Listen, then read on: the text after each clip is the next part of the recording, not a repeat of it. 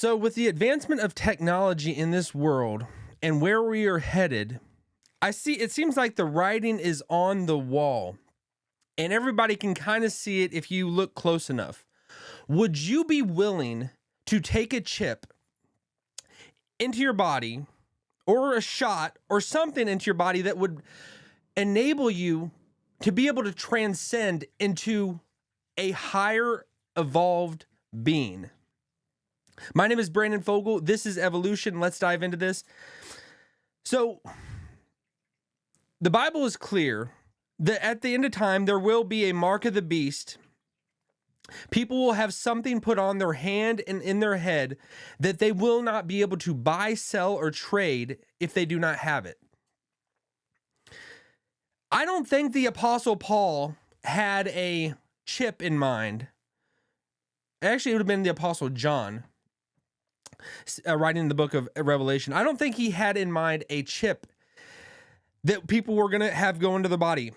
He probably didn't know what was going on. He was just seeing something in the future. He knew what was happening and trying to describe it. Now, there's been a debate whether it is something in your head just describes the way people think, something on your hand describes what you do, and there's all different interpretations of what the mark of the beast is. And I think that it will be very hazy to all Christians, as it has been throughout human history, of what it actually will be.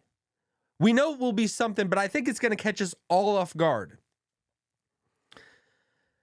But with the advancement of AI and just super intelligence everywhere, just permeating everything. And with Neuralink, if you've heard of this, what Elon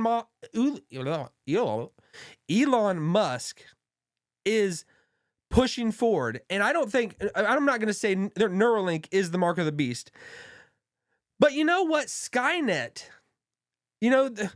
the guy who created Skynet and Terminator, he was trying to do a good thing. You all see at the beginning, I Am Legend, we just cured cancer. And, 90 days later, civilization is just plummeted all to the ground. The best things happen, and anything can be twisted and flipped with good intentions, which with Neuralink in itself seems like a great thing. And we're going to take a look at a clip of a video. The very first Neuralink patient, this was about a year ago, who was paralyzed, and he's able to do incredible things by this technology that he's taken into his body. Let's take a look at this.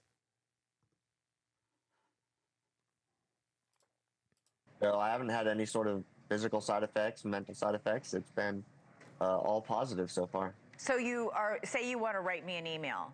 You would talk me through what you would think.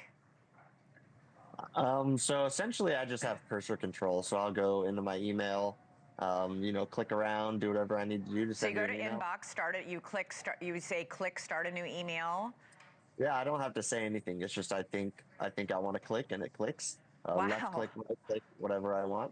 And then after that, I will either use dictation or I can use a virtual keyboard on my computer screen to type out whatever I want to say. And then again, just click, and it sends. So I was struck by something you said. Okay, so his name is, let's get it off of there. Okay. Nolan Arbol, he's the very first Neuralink patient 0, who got this technology. And this is wonderful. This is an incredible and amazing thing that this happened for him. This is awesome. But it shows you the power of technology and how quick things are evolving and moving into stratospheres that we have no comprehension of what is on the horizon. Because wouldn't you want to do this if you could be plugged in? Just think if you're like Neo off the Matrix and you could be uploaded how to fly a helicopter in a second, know every language in the world in a second. You know martial arts, and it might take a little bit more, maybe 5 seconds, but it gets uploaded into you and you just have this in you. That's kind of where we are headed. It looks like that. If this can happen, and it's not even just theory anymore. It's reality. We're seeing it in front of us. And I think this is wonderful. But the devil is always going to take great things and twist them. And you can kind of see. Let me first of all think, if you had the choice of doing this, that you could just plug yourself and you could do it, would you do it? To me, I'm hesitant, but this might be like the previous generation of not wanting to watch TV or thinking that's melting your brain, or being so scared to get on the internet. You don't want to have any information out there about you. Whereas now it's just everybody does that. Everybody does that. And I think our kids, the choices that they are going to be I think right now I'm the oldie, and I'm a little hesitant, but you're almost going to be left behind if you don't do this kind of stuff. If you do not just get Neuralink injected into you, if you don't receive it into you, if you do not have some type of chip in you, I think it's going to be crystal clear when we get to Mark of the Beast situation. It will be crystal clear for Christians whether you want to sell your soul, and it might be changing your DNA fabric and your humanity, and that is what is going to make you ineligible. Because the Mark of the Beast, when people receive that, it says whoever receives it gets thrown into the lake of fire. It's like they are not eligible anymore for salvation. Have they lost their human nature? They're so far gone at that point once they have it. But so many people in human history you can pin it on anything. What do I see it being? And some people will say it's worshiping on Sunday. That's the Mark of the Beast. Most of Christians in Christian history have worshiped on Sunday. You'll hear that is what the Mark of the Beast is. There's so many ideas of what it could actually be. I don't think it's that.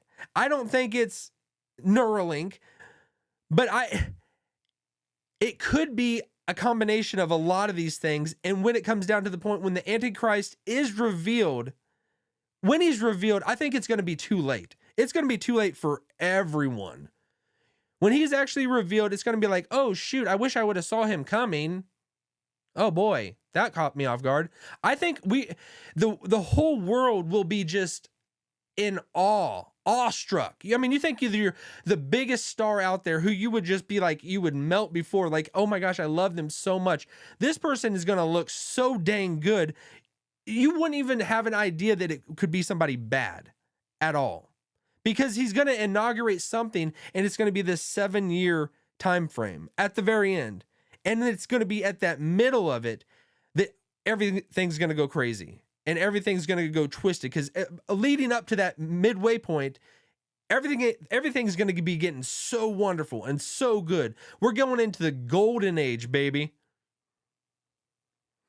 This also brings me to the thoughts of 1984 with George Orwell. And I was just thinking about this the other day. If he would have had in his mind's view of AI technology, that would have just put a lot of the things he wrote in 1984 just to shame. Because in there, they're talking about just listening to radios, and it's just everything's watching you and all that. But like AI and where people are going right now, like it is just going to be astronomically different than even George Orwell would have envisioned. And it is an incredible book. It's an ominous book of what humans are always trying to do, and always trying to fundamentally change history and change what we understand of how we got here, and changing the news daily so it fits the narrative, changing the way people think. And if you step out of line, you are immediately, in the most horrendous way possible, eliminated. And so that's always been in dictators' hearts. That's always been in people, tyrants' hearts, that they want to have control over the masses and do in just awful things. But as we get to more like scandalous ways of being able to implement the deepest, darkest desires of humanity's heart. I mean, imagine Hitler had this technology. Imagine Hitler had this technology. Where we were, so in the future, we are going to be thinking, it's going to be like like super warfare going on that's going to be happening. Because these like tyrants that have the disposable like technology at their fingertips that they can do whatever they want. If you give someone the ability to literally change the way they're thinking, you're going to plug something into somebody's mind, and I mean it helps them near future, but you're going to be able to radically change how they think and what they do and what they want and their desires. I mean, imagine just putting something into your brain that was made in China, that was made in some place that, you know, that we're not as comfortable with a place. But everything we have is from overseas, is from other places in this world. They're the ones making this technology, and we just trust that it's safe. But imagine this technology, and this is going to come from the worst of human beings, the worst that humanity has to offer. And them being able to create something and not only just put it in front of you and have it be a device that you hold in your hand, but be injected into your bloodstream, injected into your brain, so that it has the potential of changing the way that you think or do. Because that is what it seems like. Just like at the beginning of the Bible,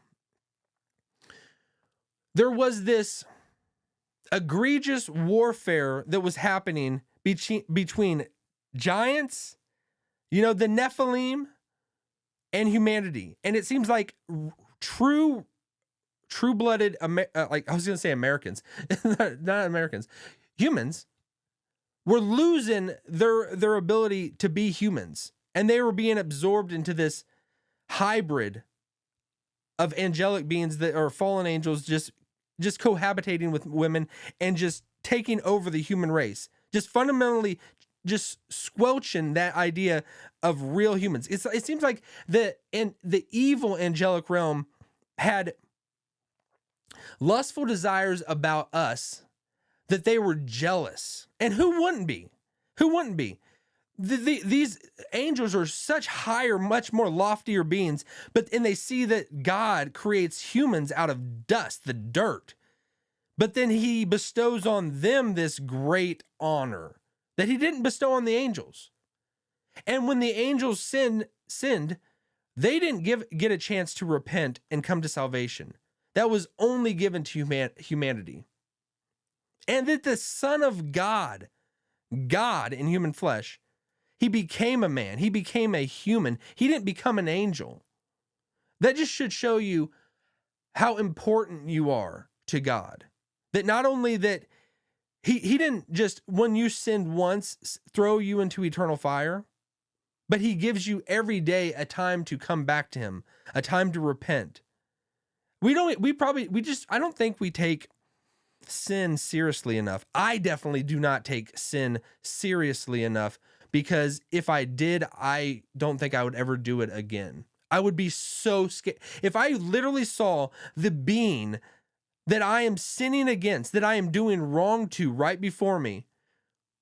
That's why there is this veil that is over our eyes that allows us to have a little freedom, have a little space to carry out what's in our heart. But if we saw God, who we were sinning against, and the extreme nature of Jesus Christ, the Son of God, having to go to the cross and pay for that sin, I don't think we would ever do it again. And I think that is almost the divine realness of what it's going to be when we are in his presence. It's like, we can sin now. How are we not going to sin in heaven?